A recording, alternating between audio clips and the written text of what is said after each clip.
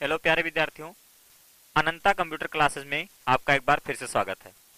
आज हम लोग बात करेंगे कंप्यूटर की विशेषताओं के बारे में, जिसमें देखेंगे कंप्यूटर की क्या विशेषताएं होती हैं, कैसे स्पीड से काम कर सकता है, डेटा को कैसे स्टोर करता है, कितनी क्षमता में डेटा को स्टोर कर सकता है और ये कैसे काम करता है। तो चलिए शुरू करते हैं। सबसे पहले हम देखते हैं इसके स्पीड के बारे में, कंप्यूटर की स्पीड के बारे में। कंप्यूटर कितने स्पीड से कैसे काम करता है। कंप्यूटर एक बहुत ही तीव्र कार्य करने वाला इलेक्ट्रॉनिक यंत्र है।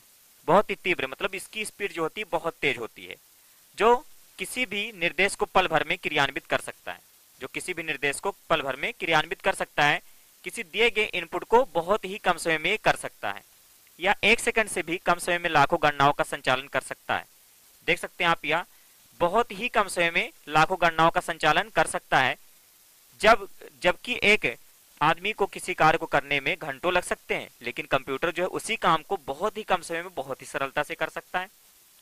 कंप्यूटर के प्रोसेसर की स्पीड को हर्ट्ज में मापा जाता है।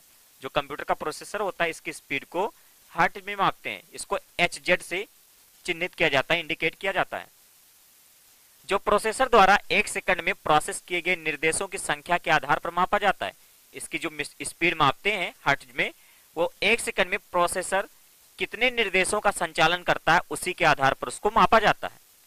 जो प्रोसेसर एक सेकंड में या उससे भी कम समय में ज्यादा निर्देशों का संचालन कर देगा उसकी स्पीड ज्यादा होगी, और जो प्रोसेसर कम निर्देशों का संचालन करेगा उसकी स्पीड स्लो होगी।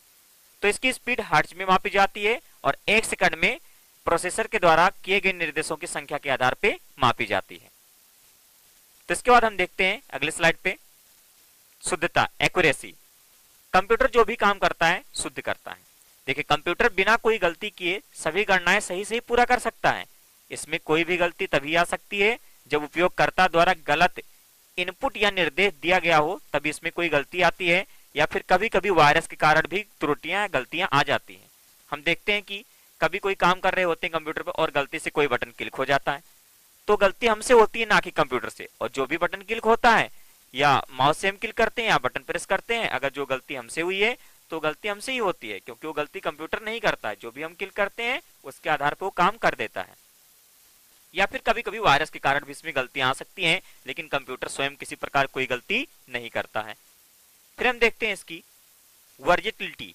ये इसकी बहुत अच्छी विशेषता है। वर्जेटिलिटी जो है ये इसकी बहुत ही अच्छी विशेषता है, जिसको बोलते हैं विविधता। एक ही समय में ये कई काम को कर सकता है। जो कंप्यूटर आपका है ये एक ही समय में कई काम को कर सकता है। अभी किसी मनुष्य को एक समय में कई काम करने के लिए बोल दिया जाए तो दोनों काम या 2-3 काम एक साथ में नहीं कर सकता है, लेकिन जो आपका कंप्यूटर है वो एक ही समय में बहुत अच्छे से और ज्यादा काम को कर सकता है। जैसे आप देख सकते हैं म्यूजिक सुनने के दौरान फोटो एडिटिंग, आप म्यूजिक सुनते रहिए, फोटो एडिटिंग कीजिए, या ऑनलाइन कोई काम करना है उसको भी करते रहिए और जो है अपना म्यूजिक भी सुनते रहिए, या एक साथ में आप जो है टाइपिंग मास्टर चलाइए, पेंट चलाइए, Microsoft Word, Excel, PowerPoint, आप एक साथ में कई एप्लीकेशन को चालू करके और उस पर काम को कर सकते हैं।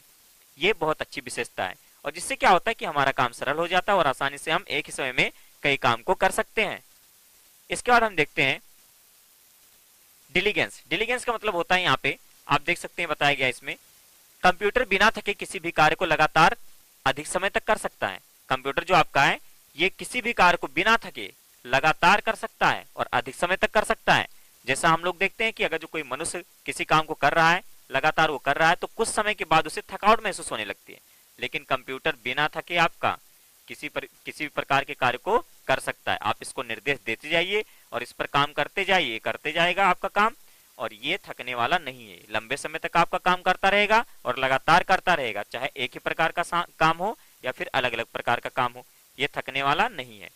फिर हम देखते हैं इसकी स्टोरेज कैपेसिटी।